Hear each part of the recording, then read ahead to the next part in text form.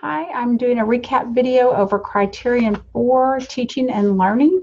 We had our meeting today at noon, and I just want to go over a few things. I did attach a PowerPoint that you can kind of follow along the video with. So the Criterion 4 states the institution demonstrates responsibility for the quality of its educational programs, learning environments, and support services, and it evaluates their effectiveness for student learning through processes designed to promote continuous improvement. So I think that continuous improvement is one of the key phrases in this component. So it's important that we know our strategic plan as well as our assessment plan and report are all continuously being improved, and it's a continuous loop. So first we're going to talk about core component 4A, and it talks about the institution demonstrates responsibility for the quality of its educational programs, and then there's subcomponents underneath that. And the first one talks about program review. We have a program review committee that oversees the program review process. We have a cycle every 5 years. The programs are reviewed unless they're accredited, and then it would go with the accreditation cycle. And so Mr. Carden is the chair of that committee, and that is a faculty-led committee, and it's a pretty detailed process. And that also follows the state regents program review policy and process as well. The next subcomponent talks about the evaluation of credit to be transcribed. It talks about experiential learning and prior learning. So several years ago, we had advanced standing credit, and we changed that verbiage to prior learning assessment, or PLA. It talks about that in our college catalog as well as in the state regents policy and procedure handbook. We have a very distinctive process. It's really evaluated primarily by the content expert. So in criminal justice, Mr. Carden would review somebody that wants CLEAT, some of their CLEAT certification training to count for college credit. He would review that and determine if credit would be awarded, and there's a form that he fills out and a process that he would go through. Now we also have external third-party people that do evaluation, so that could be through ACE accreditation or ACE evaluation. That would be outside, usually with military credits. We also have AP exams, CLEP exams, Dante's, things like that, that would be third-party evaluations that we use to give credit. We also use the CEP, or the Course Equivalency Project, that we have at the state to go and review courses and determine if they're going to be eligible for transfer and if they equate to other courses within the state. We also have articulation agreements, and we talked about that in a previous meeting. Going on to 4A, subcomponent 4, this talks about several things under here, the rigor of our courses, things like that. It also talks about dual credit, and I just wanted to mention that briefly. Dual credit is concurrent credit with high school students. If students are able to get high school credit as well as college credit, then they consider that dual credit. Many institutions in many states did not have strict policies for the faculty credentials for people that taught dual credit or concurrent credit. That's not been the case in Oklahoma, but it's important to know that our faculty or adjuncts that teach concurrent classes have the same qualifications as our full-time faculty. So for a transfer class, our transfer credits would be a master's with 18 hours in the content area. So I think that's important to know. We do have oversight and common course descriptions and outcomes that help determine that our courses have rigor. We do use Quality Matters as a tool or guide to help us develop our online courses.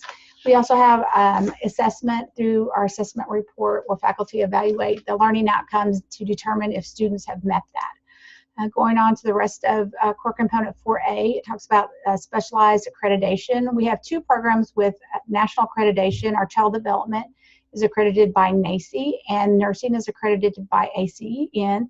Our aviation program is also approved by the FAA, which is not true accreditation. In the bulletin that Patricia Purdue made, we sent out previously, emailed that out. It has some bullet points, and it does have this information written in there. We also have several measures of success that we use to evaluate programs and courses. For our courses that are considered AAS or go-to-work degrees, we look at employment rates. For those degrees that are transfer degrees like AA and AS degrees, we look at our transferring data information. So we have a transferring monitoring report that can be found as part of the college catalog. And just a little bit about transferring. Most of our degrees that students take are transfer degrees, so AA or AS degrees. And on our recent college plan, we had information as far as transferring, and 68% of our students that graduated went on to transfer to a four-year institution within 3 years. Of that 68%, 35% graduated within 3 years. So that's a little bit of information. There's lots of information about transferring, completion, retention rates that is found in the college plan.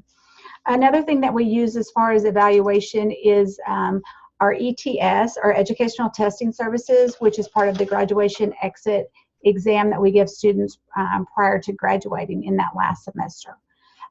Moving on to core component 4B, it talks about ongoing assessment. It also talks about curricular and co-curricular programs. So I do want to talk for a few minutes about co-curricular programs and co-curricular evaluation and assessment. So co-curricular programs are those programs that help support academic programs. So say students are in Phi Theta Kappa or they're an ambassador. That's an outside program, but it can support an academic program. It teaches things like communication skills, leadership skills, things like that. So to evaluate that, that's part of that ETS graduate exit exam.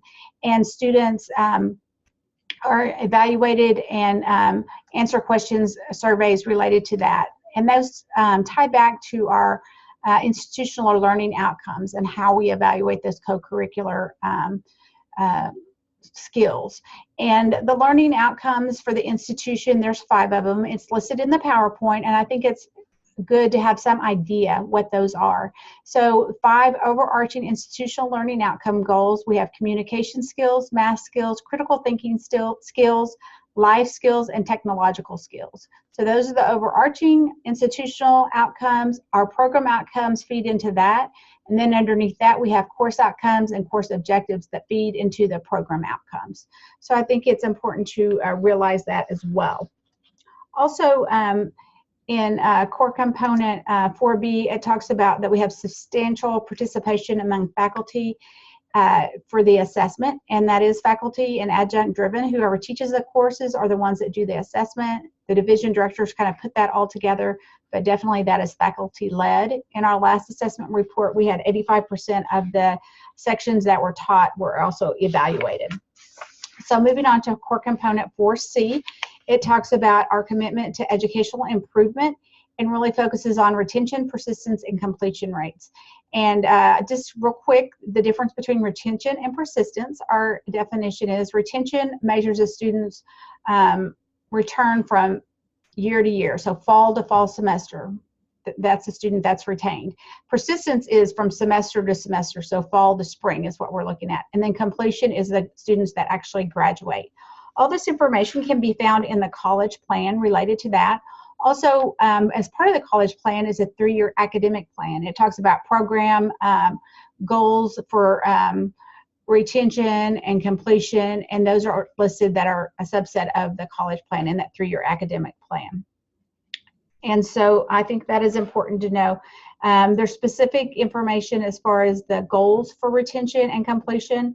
I believe for retention, our goal for full-time students is 60%. Our last measurement was at 50%. For part-time students, our goal, I believe, is 35%, and we had 33% of the students retained part-time. So it's important to remember that we are primarily a part-time institution, so most of the students that come here are also working and have families, and so there's a lot of life things that can get in the way. So it's important for us to think of initiatives to help those people to be able to stay in school. So one such example would be the Single Mothers grant that we received, and that supports workshops for single mothers, as well as it paid for daycare for them during finals, things like that. So it's a initiative to help with that population of students to retain. I think it's also important to think of some of the other things that we've done, specific initiatives to help certain populations of students. For example, our biggest achievement gap is among the African American male population. So when we first researched this in 2013, we found that only 10% of those students actually complete a degree. So we did some intensive mentoring, and it stemmed from the P3 mentoring program that we started, and these students had specific mentors, and the comparison was that increased their completion rate to 17.6%, which isn't great, but it is an improvement of 7%. So some focus questions that I have in the PowerPoint talks about these specific things. So how does the college focus on retention rates, graduation rates, and other performance measures? How do we review those? What's our process? So we look at retention rates as part of our strategic planning process, part of assessment. If we notice in assessment that our retention rates are low, then that would feed into our strategic plan, our operational action plan. What can we do to help improve that? So an example may be, we decided that we needed to have increased tutoring for these students, and then we could put that in our budget. That's kind of the process, but we definitely have an annual evaluation of these retention rates. We also in the past have got these data sets. Sometimes we go over them in service, but also we sometimes email that out and get surveys back as we review that data. So we have processes in place to review the data. So as I mentioned, one question may be that they want us to describe high impact practices at our institution or in a specific department and how that has impacted retention or graduation rates. So an example may be we've done 15 to finish, we've done other remedial or developmental program redesign. So now we have a co-requisite model where students can take an English Comp 1 class and integrated review at the same time and finish that gateway class of English in one semester. We also have that for math. We have the math pathways, and the goal behind that is to make math more relevant to the specific degree that you're getting. And hopefully it'll be more appropriate and at the level where you're able to succeed at a better rate. Really, they want you to be able to know where this data can be found, and then what you're going to do to improve it. So it's going to be a constant, like I said, a constant loop to review the data, determine what needs to be done, make a change, and then see if it works. Data related to, the data that you need can be found either in the college plan. There's several resources on the webpage under about WOSC under institutional information. There's a transfer and monitoring report there, as well as in that college plan. Also, we have the Office of Institutional Effectiveness. The whole goal of that department is to be proactive instead of reactive. So we want to look at data and help that determine our actions so we can plan for a better program, plan for better outcomes. And so we really want you to try to think of some ways that you can determine in your department that you've used that data, that information. I know from the business office, Heather mentioned about they changed the payment plans to help that not be a detriment or deterrent for students, their financial needs, for those part-time single parents that are having to work. If they have financial issues, that's just another stumbling block for them to retain or to complete. Please try to come to our next briefing. It's going to be on Thursday, September 20th over Criterion 5. We're getting really close to our visit. It's going to be October 1st and 2nd. We did talk to our review chair, and we do have a conference call planned for next week. So hopefully by next Thursday, I'll have more information. I've got a tentative agenda. It's very rough right now, and so when that gets more fleshed out, I will be sending that out to the campus. Thanks so much, and have a great day.